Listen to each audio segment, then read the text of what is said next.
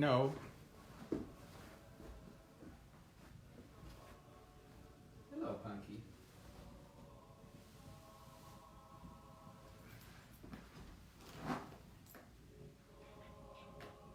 Punky, say hello to everyone.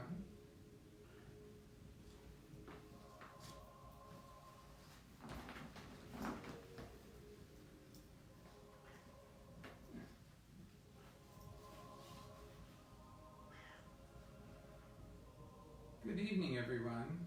Good to have you here. Tonight we're going to read about, in C.S. Lewis, about In the House of Tisroc and his horse, the horse and his boy. But before we start, I just wanted to share some things I shared this afternoon at tea.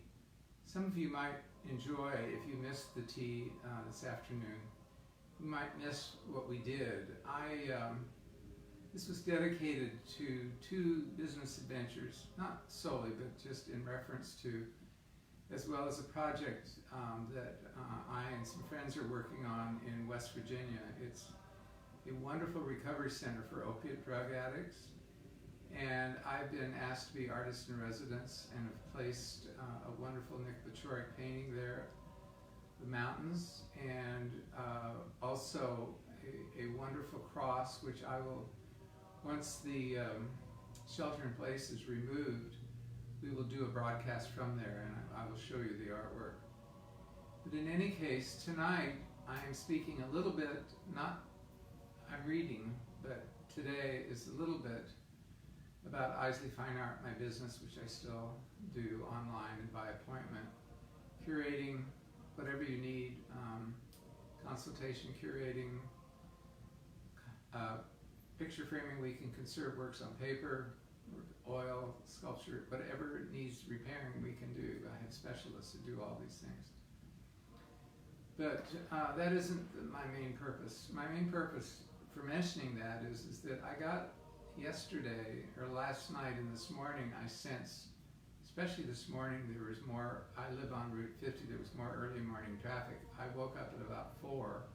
The traffic didn't wake me up because I'm in the back of the house, but I noticed lights going by, which haven't been going for a long time. And so I think this week, though, the ban has not been lifted and we're not even sure what's going to happen, people are beginning to think about going back to work and wanting to get back to quote-unquote normal. There are two words that I would urge you to banish from your vocabulary. One is just normal, and the other is the new normal. Neither one really fit for living life at its fullest. Because when you say the normal, you're just acknowledging the demands that you have in your life. And I was thinking as I mentioned it today, but I was thinking about the last few weeks, and as frustrating as it is, I go from peace to stress to anxiety to fear and then back to stress and then eventually go to sleep. So I'm good for about an hour at a time, and it's a process. Punky sleeps through all of it, she doesn't have to work. Anyway, I was just thinking how the last few weeks in some ways have been really welcome. It's very much like Christmas Day or Thanksgiving Day, where everything stops and you're able to be, well, more with family and friends than we are now, but you're able to at least be with who you're with and be able to have a day just to be with each other. And yes, you may watch football on TV or something, but it's more about a meal, it's more about being together and being thoughtful of those that you love, especially in your closest circle or your circle of friends. And so in one sense, even with the isolation, the last few weeks have been a little bit like that. And in some ways, it's really wonderful. I realized today I had to go to the drugstore, and I realized the traffic today was a little bit heavier, and I thought, oh, we're back again. Here we go to the normal. I won't use that word. We're just back again to stress and anxiety and people wanting you to get out of their way. So anyway, I was just thinking about that today, and I think it would be really good to be mindful the next couple of days, next few weeks, not a couple of days, of just being mindful about what really is important, what is worth holding on to, what would we call normal is not worth holding on to. I think a lot of us have been changed by this experience. And I would say, having been through the recession of 2008, this would be much worse. I'm very thankful I do not have my retail space. 60% of retail spaces in the United States are empty. I have a dear friend, Ben, and his wife, Rachel, who moved to Colorado, and we're in touch quite a bit, and they started their own business called Logan and Leonora, and this is a good example of somebody being able to be creative and retooling and keeping their business going. They designed travel bags last year, and up until this, it was their best year. And at first they were just devastated trying to figure out what to do. And Colorado was a little later at putting the bans on. In any case, very proud of Ben. I've been trying to encourage him in his business with Rachel. They came up with an idea. They had just expanded their factory and hired a bunch of sewers because they sew the linings for the bags. I'm getting cat fur in my face. Anyway, Ben got the idea of maybe having some masks made, and they have some fabric shops in China that they work with. But then he got the idea, he said, we have a lot of fabric here, why should we be going to China? We can do it here in-house. And they had just expanded because their business had expanded. They had hired extra sewers, a whole bunch, bought new machinery.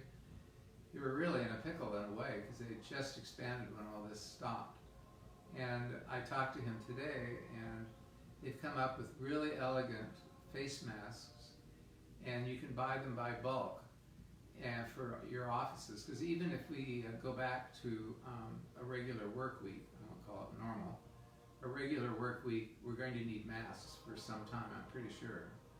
So if any of you out there, I would encourage you, if any of you out there want to order some for your office or for a hospital or whatever, they're really beautifully done, and they're washable, and they're really well made.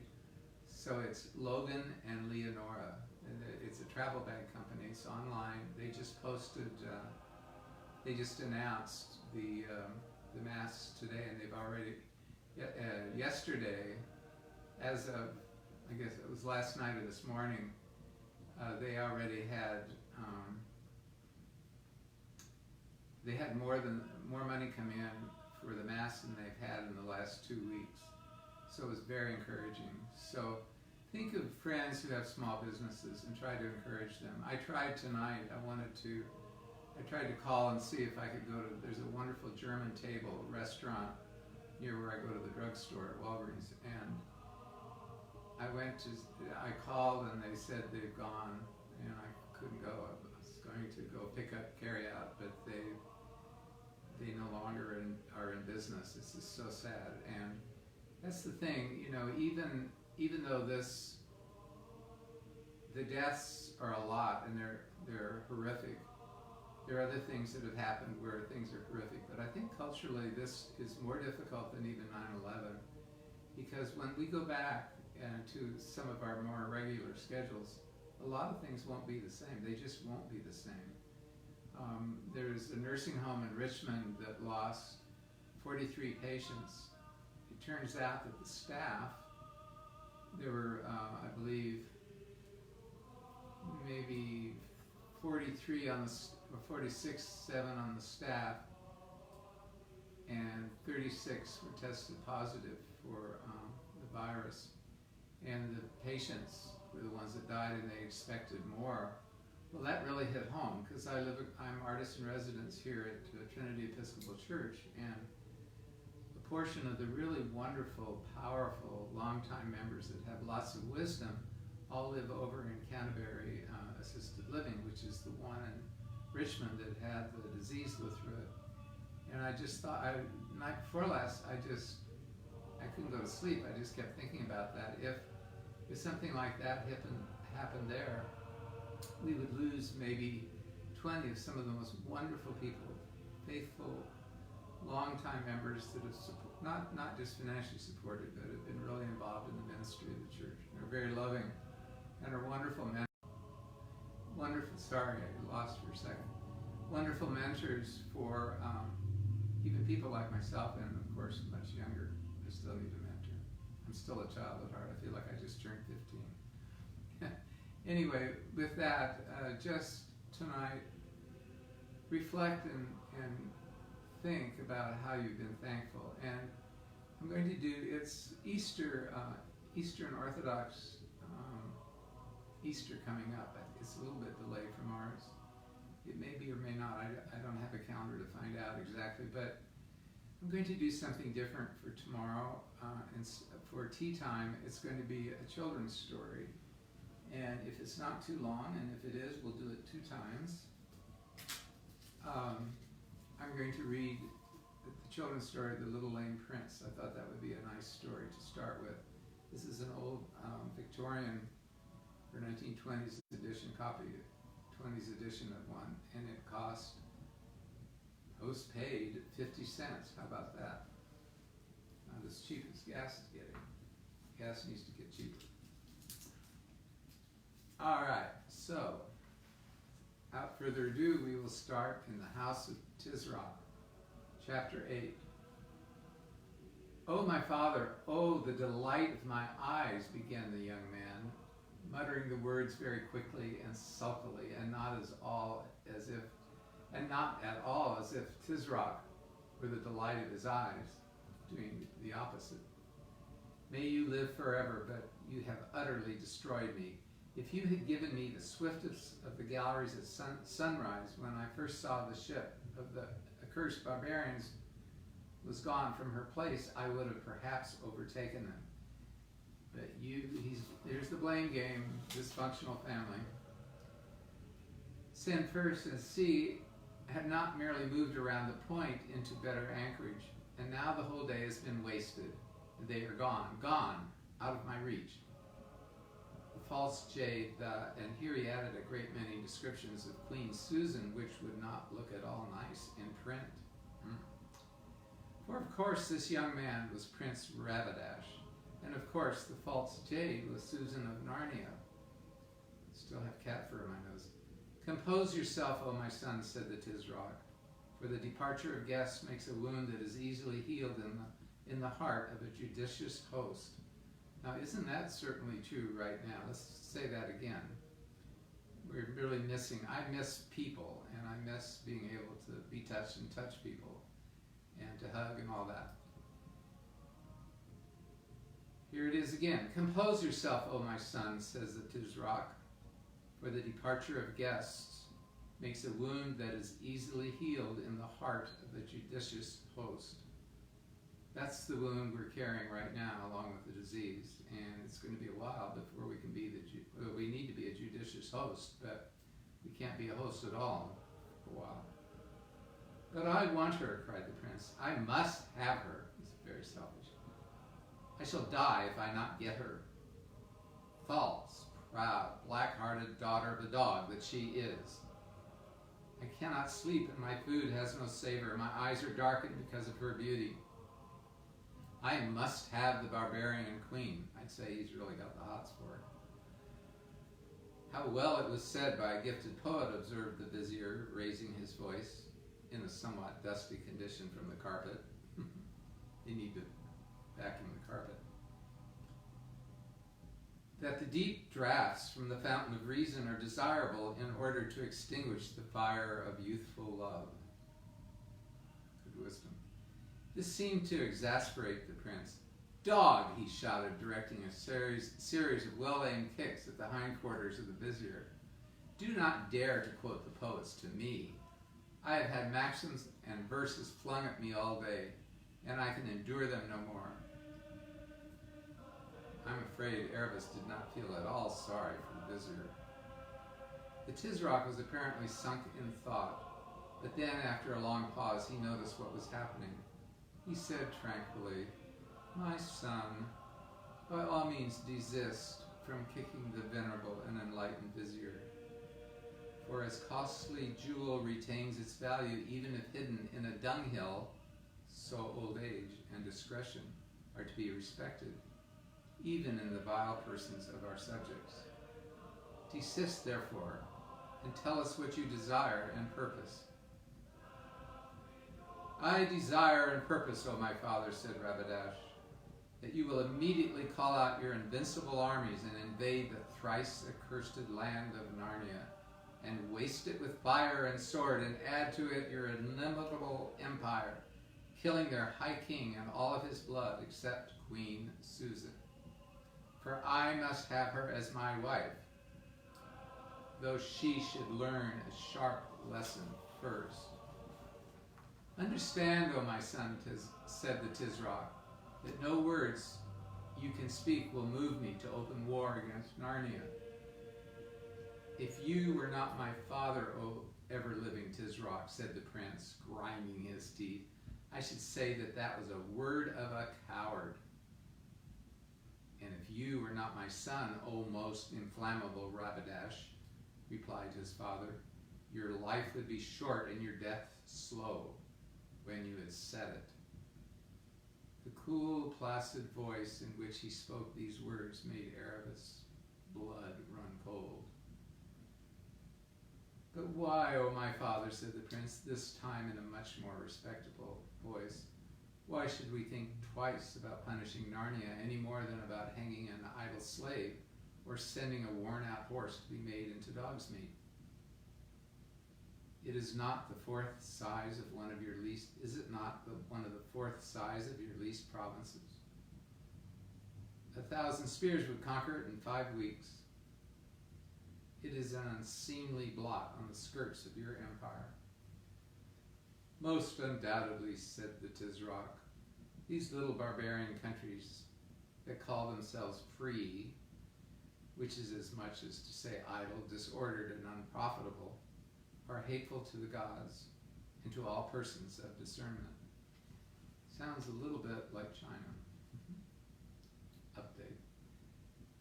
Then why have we suffered such a land as Narnia to remain thus long unsubdued? Know, O enlightened prince, said the Grand Vizier, that until the year in which your exalted father began his salutary and unending reign, the land of Narnia was covered with ice and snow, and was moreover ruled by a most powerful enchantress. This I know very well, O loquacious Vizier, answered the prince. But I know also that the enchantress is dead, and the ice and snow have vanished, so that Narnia is now wholesome, fruitful, and delicious. And this change, O most learned prince, has doubtless been brought to pass by the powerful incantations of those wicked persons who now call themselves kings and queens of Narnia. I am rather of the opinion, said Rabadash, that it has come about by the alteration of the stars and the operation of natural causes. All this, said the Tizrock, is a question for the disputations of learned men. I will never believe that so great an alteration and the killing of the old enchantress were effected without the aid of strong magic.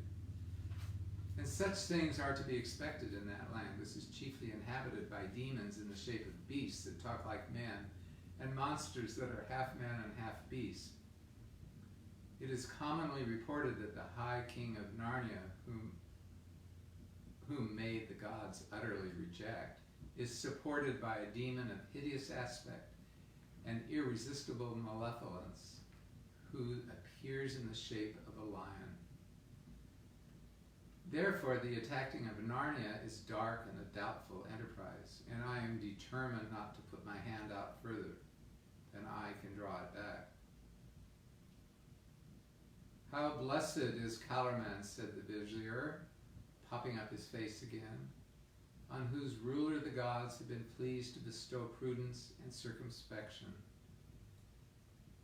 Yet as the irrefutable and sapient Tizrock has said, it is very grievous to be constrained to keep our hands off such a dainty dish as Narnia. Gifted was that poet who said, but at this point Ahoshta noticed an impatient movement of the prince's toe and became suddenly silent. It is very grievous, said the Tizrock in his deep, quiet voice.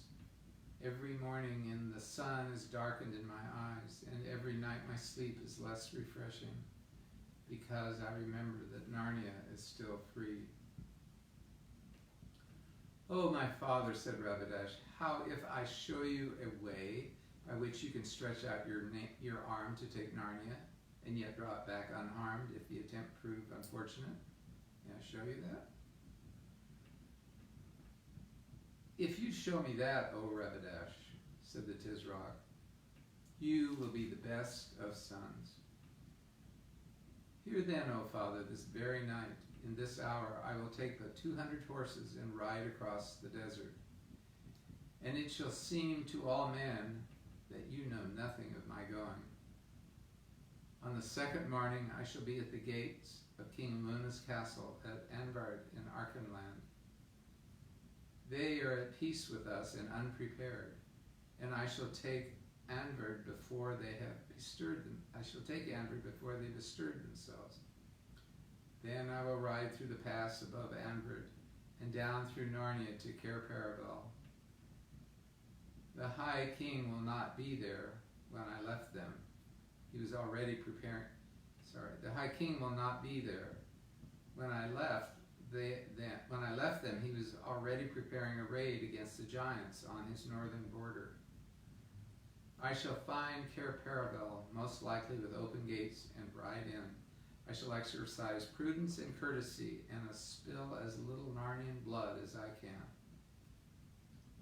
And what then remains but to sit there till the Splendor Hylene puts in with Queen Susan on board. When the Splendor Hylene puts in with Queen Susan on board, catch my stray bird as she sets her foot ashore, swing her into the saddle, and then ride back to Anvard. But is it not probable, O my son, said the Tisroc, that at the taking of the woman either King Edmund or you will lose his life? They will be small company, said Rabadash, and I will order 10 of my men to disarm and bind them, restraining my vehement desire for his blood, so that there shall be no deadly cause of war between you and the High King. And how if the Splendor Hylene is at Caravel before you? Splendor Hylene is the ship.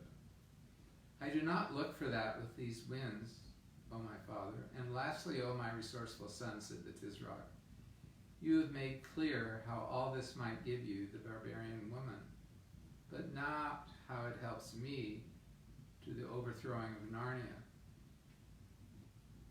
The father's got his game.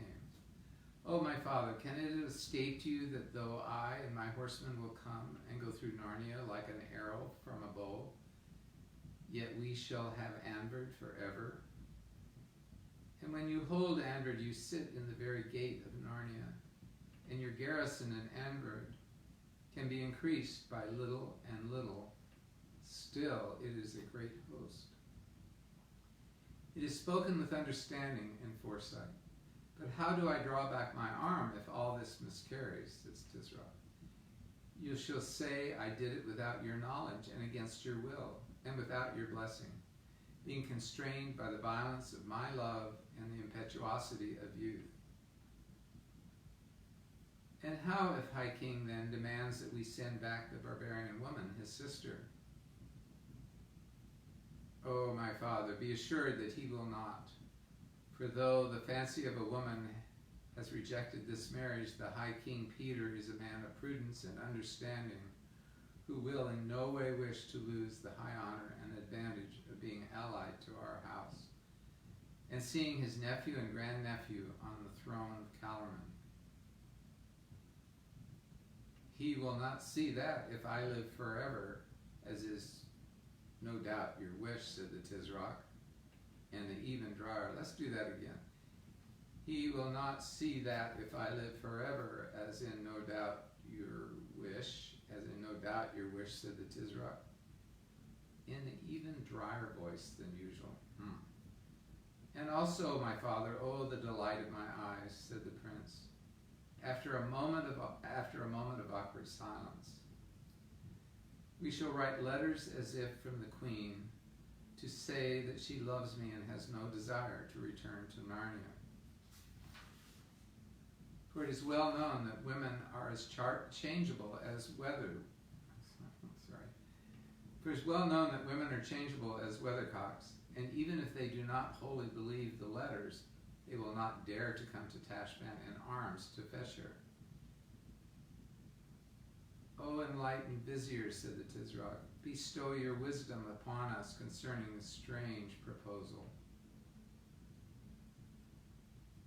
O eternal Tizrak, answered Ahoshta, the strength of paternal affection is not unknown to me, and I have often heard that sons are in the eyes of their fathers more precious than carbuncles. How then shall I dare freely How then shall I dare freely to unfold to you my mind in a matter which may imperil the life of this exalted prince? Undoubtedly you will dare, replied the Tizrak, because you will find that the danger of not doing so are at least equally great. Oops. To hear is to obey, moaned the wretched man. Know then, O most reasonable Tizrak, in the first place, that the danger of the prince is not altogether so great as might appear.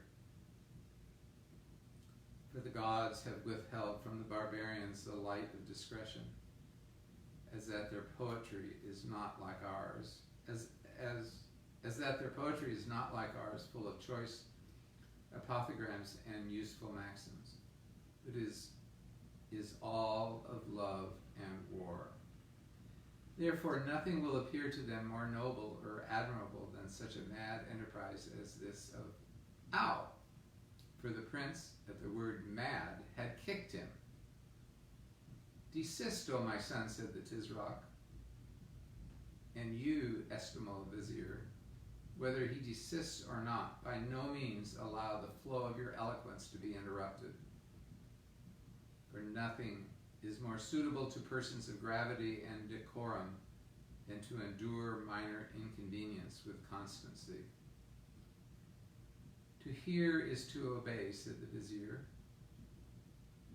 wriggling himself round as a little so as to get his hinder parts further away from Rabadash's toe. You didn't want to get kicked again. Nothing I say will seem as pardonable, if not estimable in their eyes, as this, or hazardous attempt, especially because it is undertaken for the love of a woman. Therefore, if the prince by misfortune fell into their hands, they would assuredly not kill him. Nay, it may even be that though he failed to carry off the queen, yet the sight of his great valor and of the extremity of his passion might incline her heart to him. That's a good point, old babbler, said Rabadash. Very good, however it came into your ugly head. The praise of my masters in the light of my eyes, said Ahoshta. And secondly, O Tizrak, whose reign must and shall be interminable, I think that with the aid of the gods it is very like that Andred will fall into the prince's hands. And if so, we have Narnia by the throat. There was a long pause, and the room became so silent that the two girls hardly dared to breathe. At last Tizrak spoke. Go, my son, he said, and do as you have said, but expect no help nor countenance from me. I will not avenge you if you are killed, and I will not deliver you if the barbarians cast you into prison. And if either in success or failure you shed a drop more than you need of Narnian noble blood, and open war arises from it, my favor shall never fall upon you again, and your next brother will have your place in Calormen. Now go, be swift, secret, and fortunate. May the strength of Tash, the inexorable, irresistible, be in your sword and lance. To hear is to obey, cried Rabadash, and after kneeling for a moment to kiss his father's hands, he rushed from the room. Greatly to the disappointment of Arvas, who was now horribly cramped, the Tisroc and the Vizier remained. She's hiding.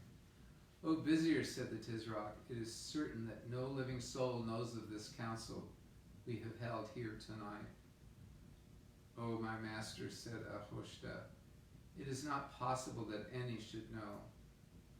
For that reason I proposed, and you in your wisdom agreed, that we should meet here in the old palace where no council is ever held, and none of the household has any occasion to come." "It is well," said the Tisroc. "If any man knew, I would see to it that he died before an hour had passed. And do you also, O prudent Vizier, forget it. I sponge away from my own heart and from all yours all knowledge of the prince's plans. He is gone without any knowledge or my consent. I know not whither, because of his violence and the rash and disobedient disposition of youth. No man will be more astonished than you and I to hear that Anbert is in his hands." "To hear is to obey," said Ahoshta. "That is why you will never think even in your secret heart that I am the hardest hearted of fathers, who thus sends my firstborn son on an errand so likely to be his death, pleasing as it must be to you who do not love the prince. For I see the bottoms of your mind." "O impeccable Tisroc," said the Vizier, "in comparison with you, I love neither the prince nor my own life, nor bread, nor water, nor the light of the sun." "Your sentiments," said the Tisroc, "are elevated and correct. I also love none of these things in comparison with the glory and strength of my throne. If the prince succeeds, we will have Archenland and perhaps hereafter Narnia. If he fails, I have 18 other sons, and Rabadash, after the manner of the eldest sons of the kings, was beginning to be dangerous. More than 5 Tisrocs in Tashban have died before their time, because their eldest sons, enlightened princes, grew tired of waiting for their throne. He had better cool his blood abroad than boil it in inaction here. And now, O excellent Vizier, the excess of my paternal anxiety inclines me to sleep. Command the musicians to my chamber, but before you lie down, call back the pardon we wrote for the third cook. I feel within me the manifest prognostics of indigestion.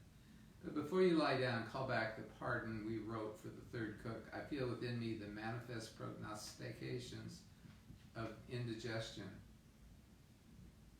"To hear is to obey," said the Grand Vizier.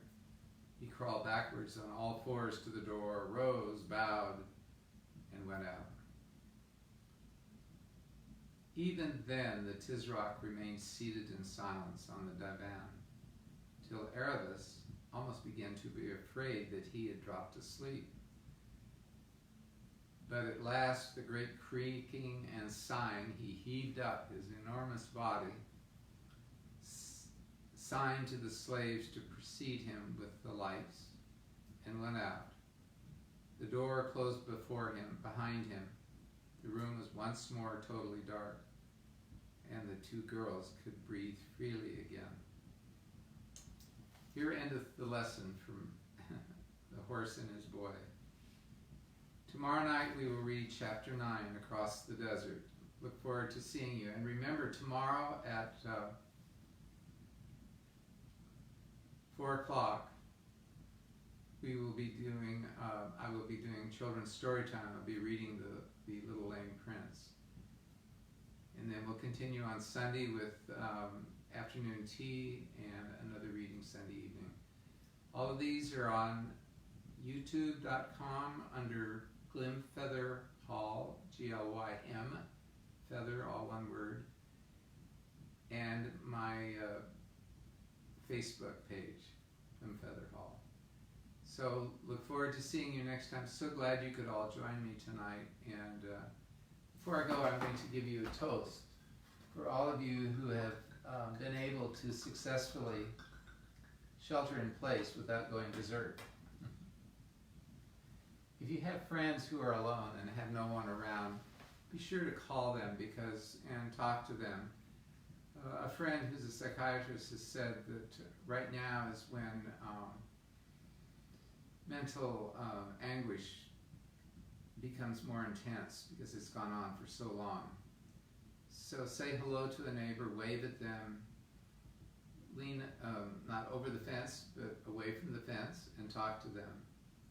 And may you all have a good evening, and bless and kiss all your children and your wives and husbands. A good night. And friends, too. Blessings to all of you.